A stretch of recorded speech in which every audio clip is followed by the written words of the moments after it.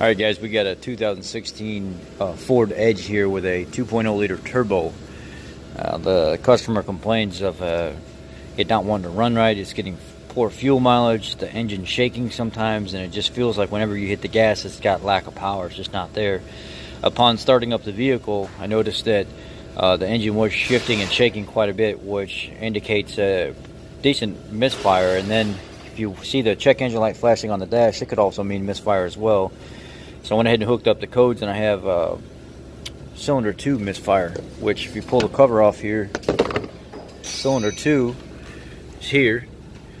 And what I did was I went ahead and I swapped this coil to this spot, and I took this coil and put it on this spot, and my misfire didn't change. It was still on number 2, so I know I don't have a coil problem.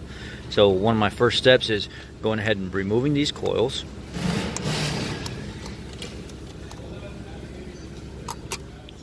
And then I'll take an 8mm and pull out these studs back here, and then I'll pull the coils out. And first of all, I'm going to check the spark plug on number 2 cylinder first. I'll be right back with that.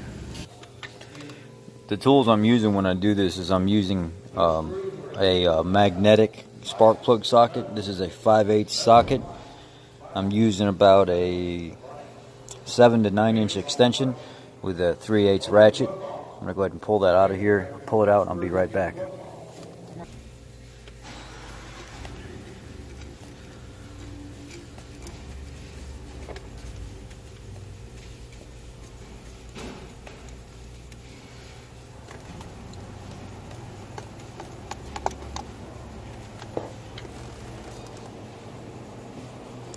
Got a little bit of a wet look, which means it's not been burning very well, if it's been burning at all. Oh wow, look at that. You see that collar right there, how it's burned back, and how that porcelain's got a crack through it right there? These plugs are no good, they're junk. So what I'll recommend to the customer is just going ahead and doing a whole set of plugs. I bet you when I pull out the other ones, they're going to look just as bad as that one.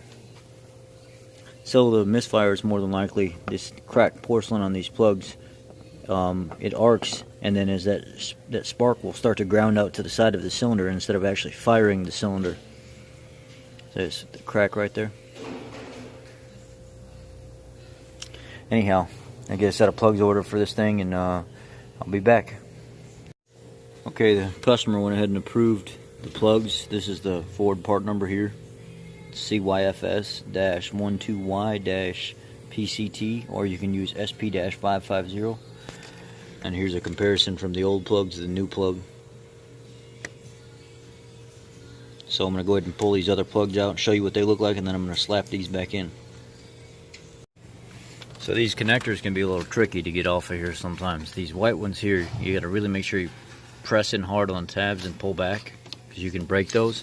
This one here, it looks like you can just pull up underneath this, right? You can't. You got to pull up on the front part first, and then push in, and then pull off. So that's easy to break as well. And now what you'll need to do is you'll need to take this bolt out here, and there's probably another bolt. You'll need to take this clamp loose back here. You'll need to pull this vacuum tube off here and pull this, or push this tube back out of your way so you can gain access to this coil down here and this coil right here. I'll be right back with all that stuff off. Oh yeah, one more clamp right over here.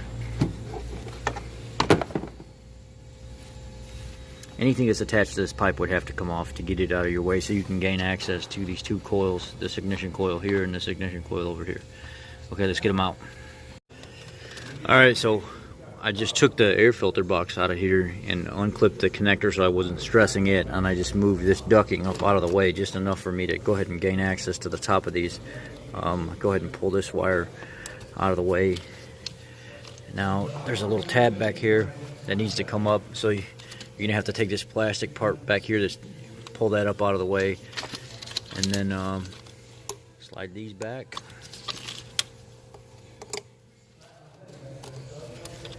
And now basically pull the nuts out of each corner, slide your coil out, pull your plug, and inspect them.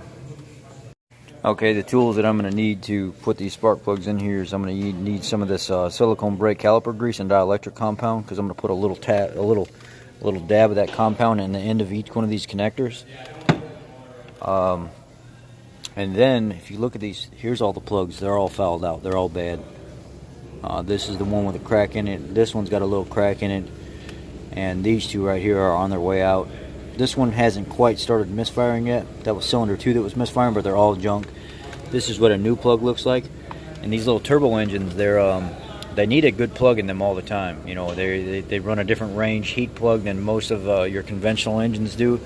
But keeping up on the maintenance is pretty critical with these things. So anyhow, I'm gonna go ahead and put 4 plugs in, and put a little dab of dielectric grease in each coil up here, just in the end of it, in each one. And then also what I didn't cover is these are 7 mil. These little clamps are 7 mil clamps on each side that hold this hose on there. Anyway, I'm gonna go ahead and throw those in there, put all the coils and stuff back in, get all this buttoned back up, and then I'll show you guys the condition of the vehicle running.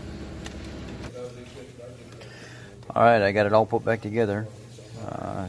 Last minute check. Oh, I got to tighten that bolt up right there.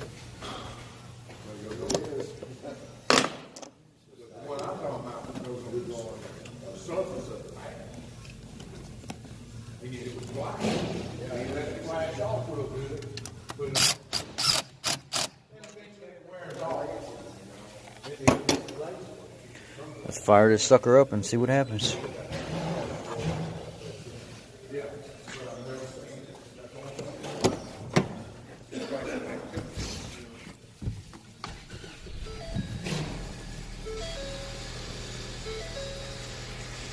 Smooth.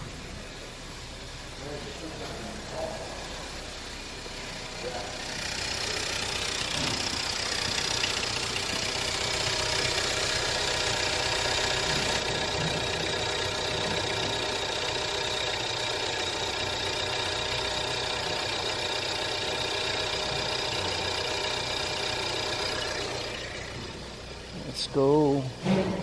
You took the...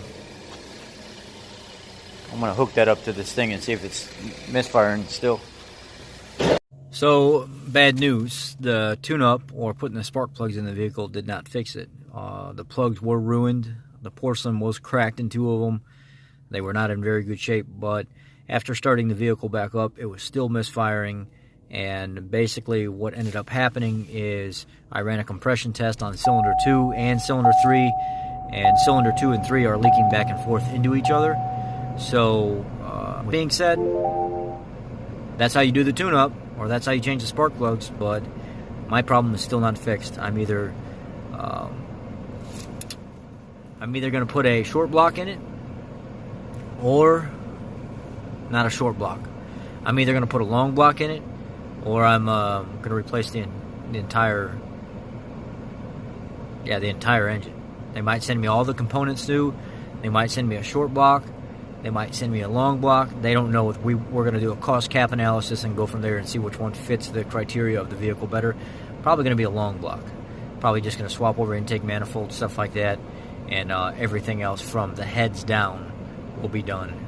They rarely ever do a whole entire engine unless there's some kind of super catastrophic failure. So with that being said, that's how you do the tune-up, but it did not fix my problem. I'll catch you guys later.